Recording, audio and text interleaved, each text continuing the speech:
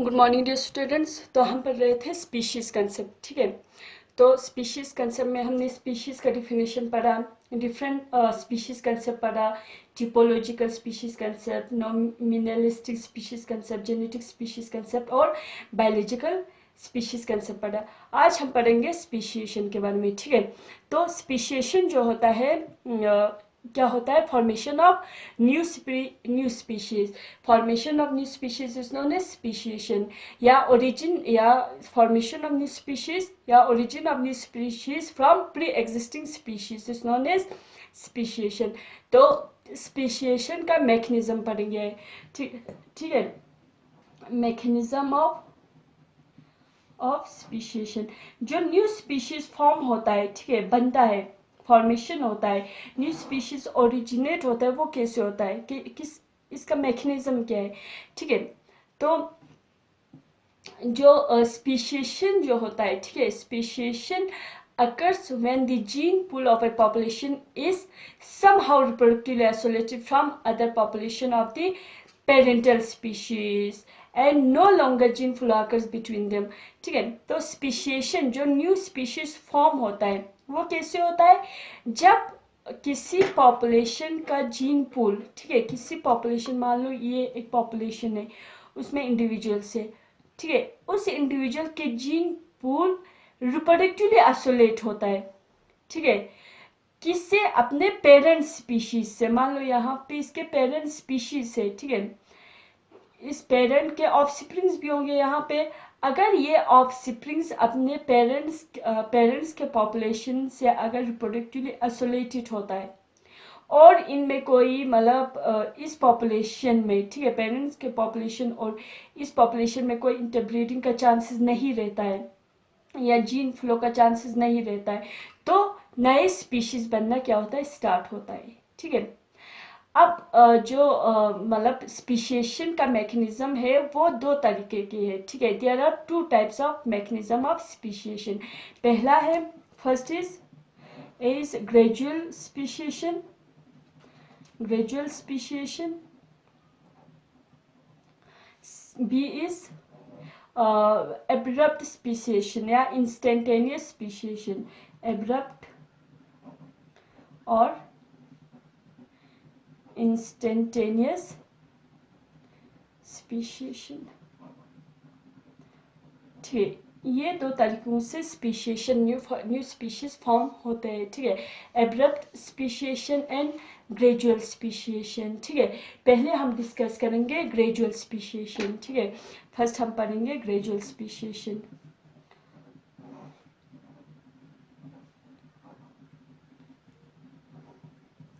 Gradual speciation means वो species बनना, ठीक है, लेकिन स्लोली। स्पीशीज, जो नए स्पीशीज बनते हैं या न्यू स्पीशीज फॉर्म होता है, वो ग्रेजुअली, स्लोली बनते हैं, ठीक है। It is the gradual divergence of population due to the accumulation of variations for a longer period of time. अब मान लो नए स्पीशीज मतलब कैसे बनता है ग्रेजुअल स्पीशिएशन में? ग्रेजुअल स्पीशिएशन में मान लो पेरेंट्स से, कोई पेरेंट्स से, ठीक है, पेरेंट्स से, ठीक है, पेरेंट्स के स्पीशीज जो है, ठीक है, पेरेंट्स जो है वो बिल्कुल मतलब अगर हम 3, 4 या 5 जनरेशन आगे देखेंगे, ठीक है, मतलब इसके जो ऑफस्प्रिंग्स देखेंगे 3, 4, 5 मतलब जनरेशन, ठीक है, देखेंगे, तो ये जो ऑफस्प्रिंग्स है, ठीक है, वो बिल्कुल इस जो एंसेस्टर्स या पेरेंट्स के पॉपुलेशन से बिल्कुल इससे अलग होता है, इन इंडिविजुअल से बिल्कुल अलग होता है। ये ग्रेजुअली मतलब क्या होता है? ग्रेजुअल होता है, इसमें मतलब स्लोली मतलब स्पीशिएशन बनता है, न्यू स्पीशीज फॉर्म्ड होता है। स्लोली कैसे होगा? जब जो एक्चुअल जो पेरेंट्स है, ठीक है, उनसे ये जो न्यूली फॉर्म स्पीशीज है वो डाइवर्ज हो जाएगा, ठीक है।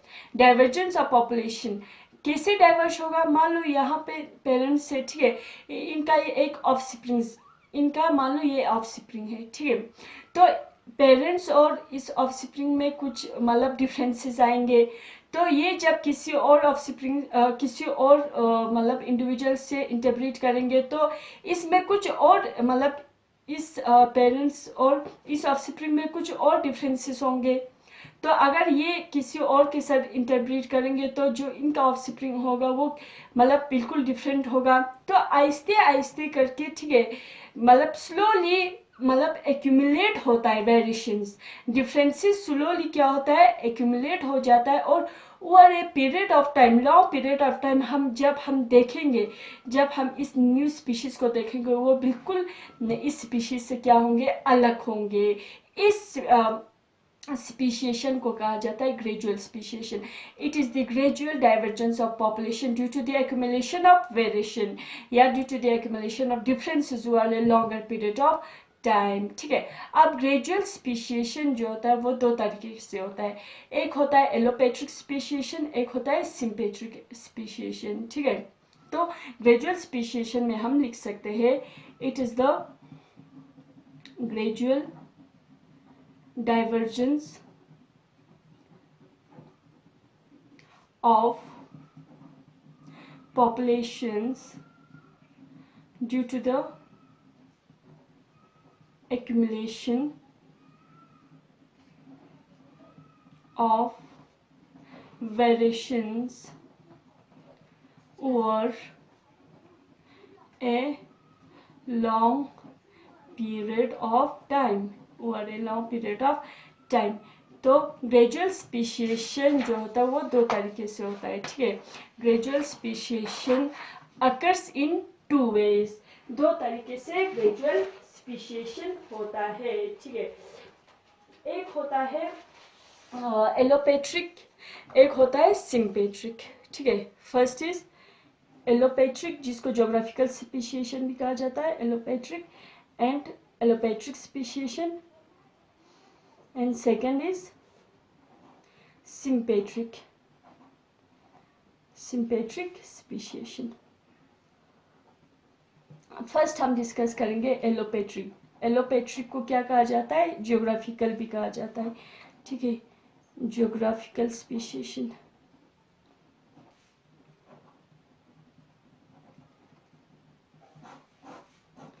ठीक है, तो एलोपेट्रिक स्पीशिएशन कैसे बनता है, मतलब यहाँ पे स्पीशीज कैसे मतलब ओरिजिन होता है।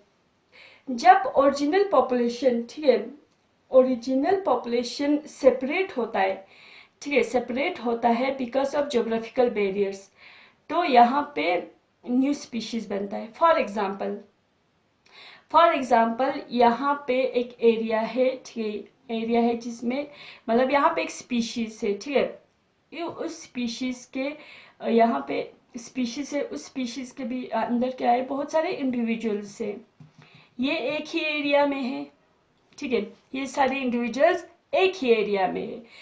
अगर इन स्पीशीज से में, ठीक है, अगर इन इंडिविजुअल्स के बीच में कोई ज्योग्राफिकल बैरियर्स आता है, ठीक है, मतलब स्पेशली आइसोलेटेड होता है, सेपरेट होता है। स्पेशली आइसोलेट मीन्स अगर इनमें ज्योग्राफिकल बैरियर्स आता है, ठीक है, ज्योग्राफिकल बैरियर्स, मान लो फॉर एग्जांपल ये एक स्पीशीज है, ठीक है, तो ये स्पीशीज है, ठीक है, तो इसमें बहुत सारे इंडिविजुअल्स है।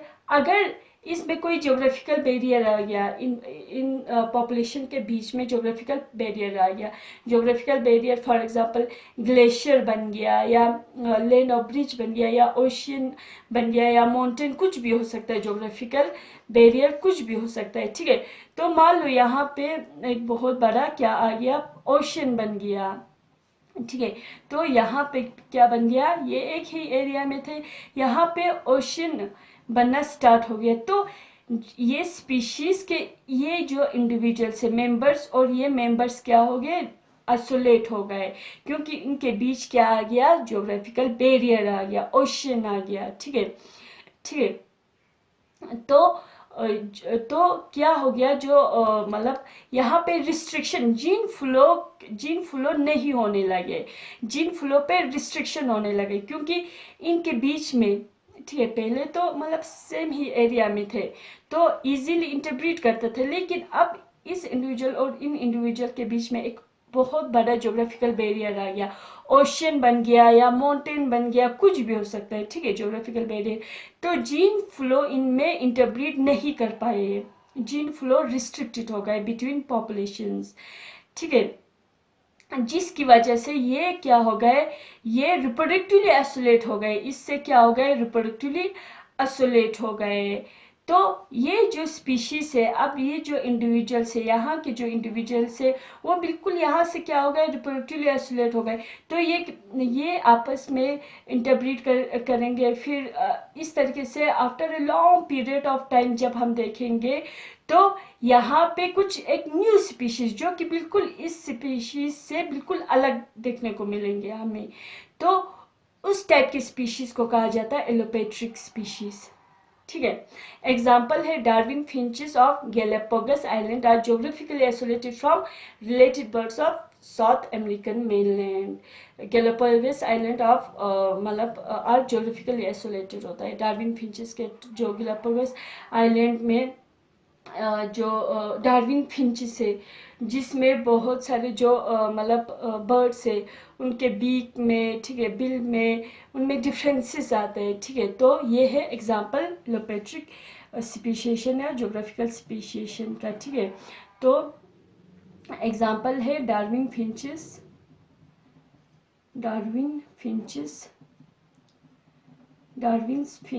ऑफ Galapagos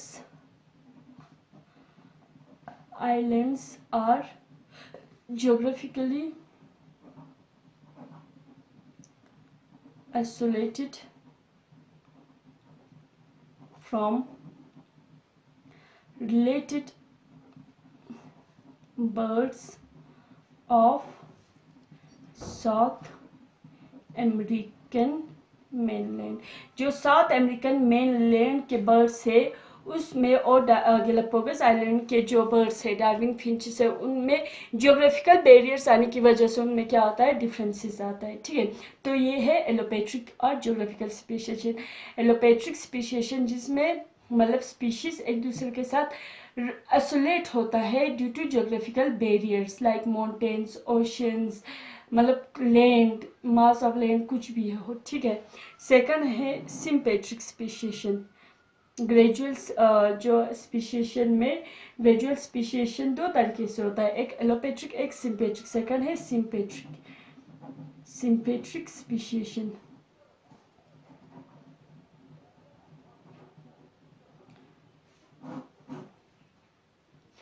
सिम्पेट्रिक स्पीशिएशन जो होता है वो अगर होता है within same geographical area and within original population में, ठीक है। मतलब जोग्राफिकल एरिया जो सेम एरिया में, ठीक है, इसमें अलग न्यू क्या बनते हैं, न्यू स्पीशीज बनते हैं। मान लो ये एक सेम एरिया है, ठीक है, इस एरिया में बहुत सारे क्या है, इंडिविजुअल्स है। ये एक एरिया है, मान लो ये एक एरिया है, इसमें बहुत सारे इंडिविजुअल्स है, ठीक है, ये एक ओरिजिनल पॉपुलेशन है, ठीक है। लेकिन इसमें मतलब जो स्पीशीज जो है या जो इंडिविजुअल्स है वो कोई ज्योग्राफिकल बैरियर की वजह से आइसोलेट नहीं होता है, ठीक है।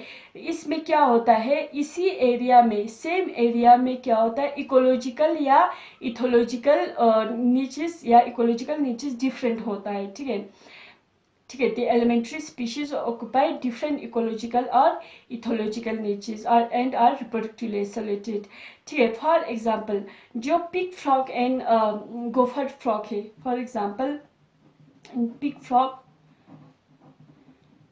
and gopher frog,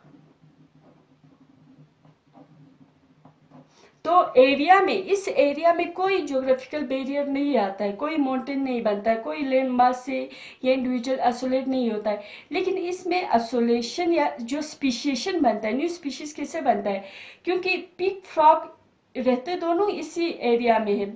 pig frog लेकिन इस एरिया के मतलब जो पिग फ्रॉग है वो डीप वाटर में रहता है और गोफर फ्रॉग शेलो वाटर में रहता है, सरफेस पे रहता है।